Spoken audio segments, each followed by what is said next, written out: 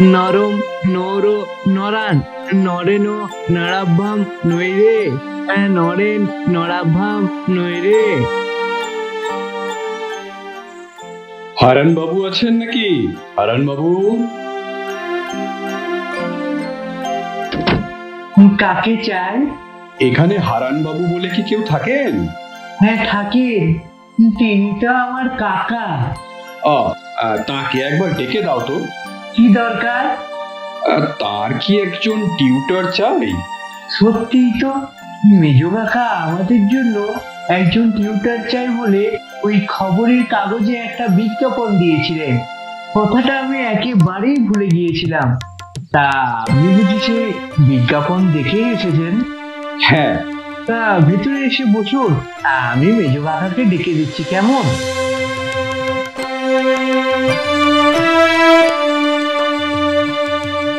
আরে বসুন আপনি। তিনি ভয়ে ভয়ে যেন একবার পিন্টুর দিকে তাকিয়ে একখানা পাশের বেঞ্চে বসলেন।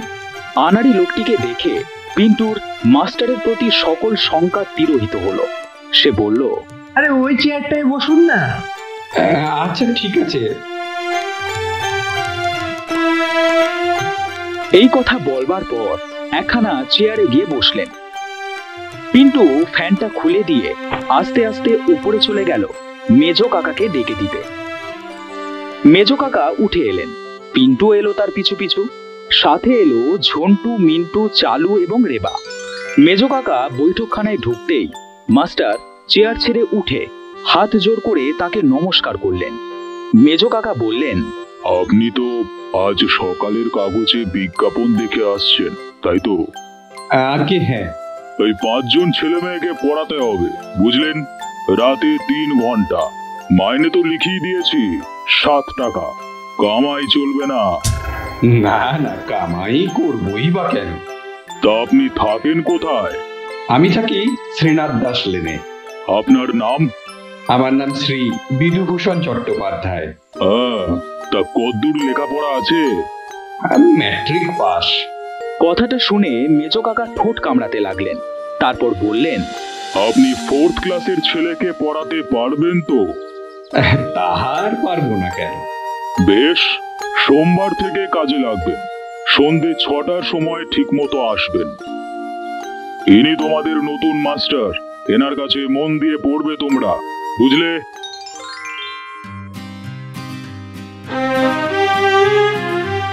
এরপর সোমবার দিন মাস্টার মশাই এলেন ঠিক 6টার সময়। ছেলেদের সকলের নাম জিজ্ঞাসা করলেন, বইগুলো উল্টে পাল্টে দেখলেন। বেশিক্ষণ দেখলেন পিন্টুর ইংরেজি বইখানা, দেখে বললেন, বেশ শক্ত বই পড়ানো হয়তো। হ্যাঁ, আমাদের আবার ইংরেজি, ফিজিক্স, কেমিস্ট্রি এইসব পড়ানো হয়। তাই নাকি? কি পড়া হয়েছে? ওই প্রপার্টিজ অফ এয়ার আর ব্যারোমিটার।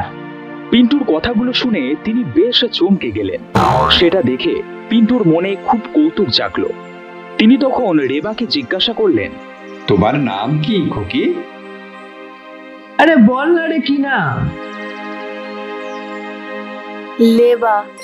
বাহ, বেশ নাম তো তোমার, খাসা নাম তোমার।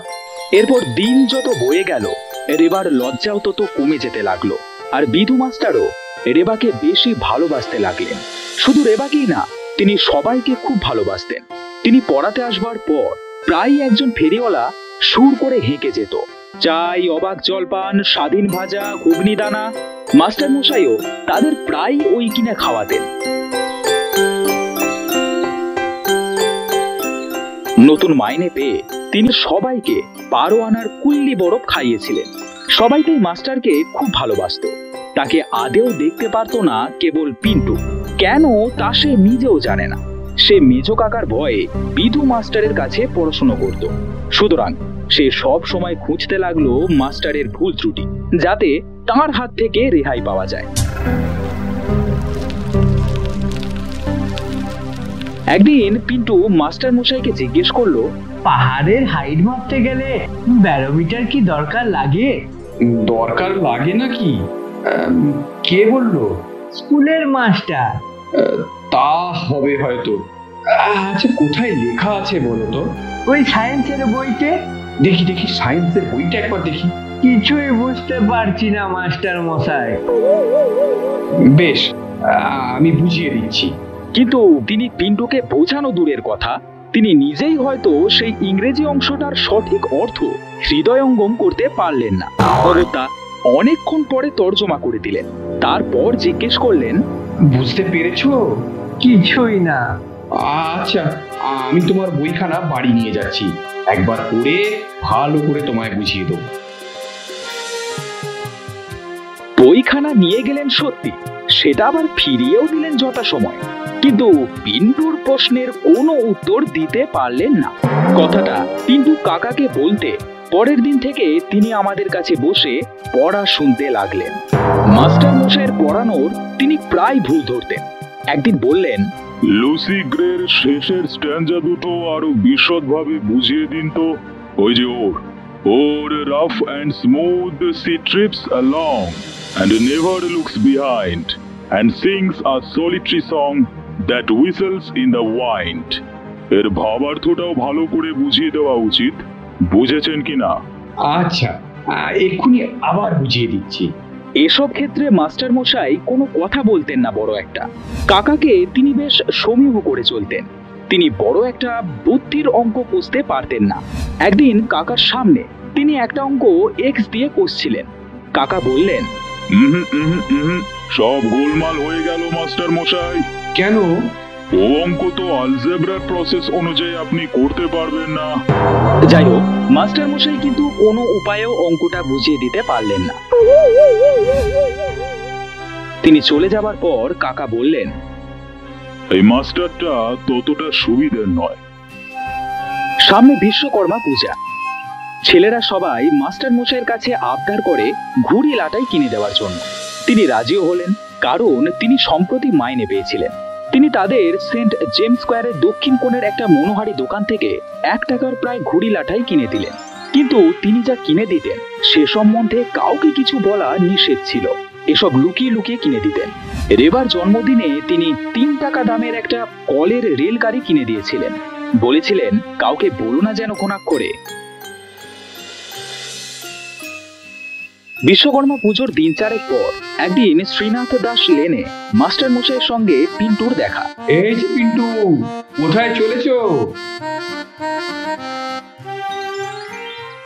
আপনি কোথায় থাকেন মাস্টার মশাই? এইখানে। চলুন না দেখে আসি। তিনি দ্বিধা ভরে পিন্টুকে নিয়ে গেলেন তার অপূর্ব গৃহে।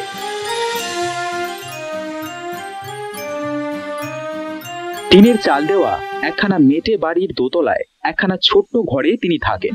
সরু ভাঙা সিঁড়ি দিয়ে ওপরে উঠতে হয় ভয় করে। ফালি বারান্দাটা মানুষের ভারে সামান্য কাঁপে। পিন্টু আস্তে আস্তে তার পিছু পিছু তার ঘরের দিকে গেল। তিনি গিয়ে তার ঘরের তালা খুললেন। অপরিষ্কার ও অপরিসর ঘর। দেওয়ালে কতগুলো ক্যালেন্ডার টাঙানো। একপাশে একখানা বিবেকানন্দের ছবি। মেঝের উপর একখানা খাটিয়া পাতা, তার উপর আবার একটা কালো তেলচিটে বালিশ। মাস্টার মশাই পিন্টুকে বসিয়ে আসছি বলে কোথায় যেন চলে গেলেন সহসা। পিন্টু তার ঘরখানা ঘুরে ঘুরে দেখতে লাগলো।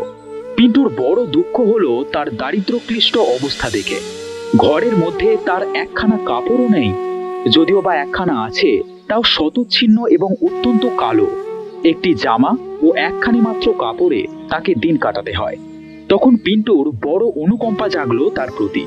যে তাকে এত ঘৃণা করত সে এবার বিস্মিত হলো। হঠাৎ যেন পিন্টু একেবারে বদলে গেল। এমন সময় মাস্টার মশাই এক ঠোঙা খাবার নিয়ে ঘরে ঢুকলেন। পিন্টু ব্যথিত সুরে বলল, ও সব আবার কেন মাস্টার মশাই? না না, এ আর এমন কি? আমরা যে মাস্টার মশাইয়ের এই শ্রমের পারিশ্রমিক এমন করে অপচয় করা তার শরীরের বিন্দু বিন্দু রক্ত গ্রহণ করা সামিল। না, এ কখনোই হবে না। আর সাহস হলো না কিছু বলতে। সেখান থেকে বেরিয়ে গেল। বাড়ি ফেরবার পথে সেদিনই পিন্টু প্রতিজ্ঞা করলো যে মাস্টার মশাই যাতে ওদের জন্য তার মাইনে থেকে কিছু খরচ না করেন তার জন্য ব্যবস্থা করতে হবে। হাজার হোক, বেচারা ওই কোটি টাকা সম্বল করে কলকাতায় বাস করছেন। কিন্তু তার প্রতিজ্ঞা মতো কাজ করবার আগেই একটা বিশ্রী ঘটনা ঘটে গেল। মেজো কাকা একদিন আমার ট্রান্সলেশনের খাতাটা দেখতে দেখতে মাস্টার মশাইকে বললেন, এসব কি পড়াচ্ছেন মাস্টার মশাই? ইংরেজি আপনি দেখছি কিছুই জানেন না। I live in a boarding, এই সেন্টেন্সের মধ্যে ইন কি এমন অপরাধ করেছে যে ওকে তুলে আপনি অ্যাট বসিয়ে দিলেন? আসলে ওর ভুল কোথায় তা তো দেখতে পেলেন না। আর ওই every bush and every trees was in bud, এই সেন্টেন্সের ওয়াজ কেটে ওয়ার করলেন কোন গ্রামার অনুযায়ী? আপনি 4th ক্লাসের ছেলেদের পড়াবেন কেমন করে? হ্যাঁ, তাই বলি ছেলেরা এত খারাপ হয়ে যাচ্ছে কেন? পিন্টু, তোর হাফ ইয়ারলি প্রোগ্রেস রিপোর্টটা এক্ষুনি নিয়ে আয় তো।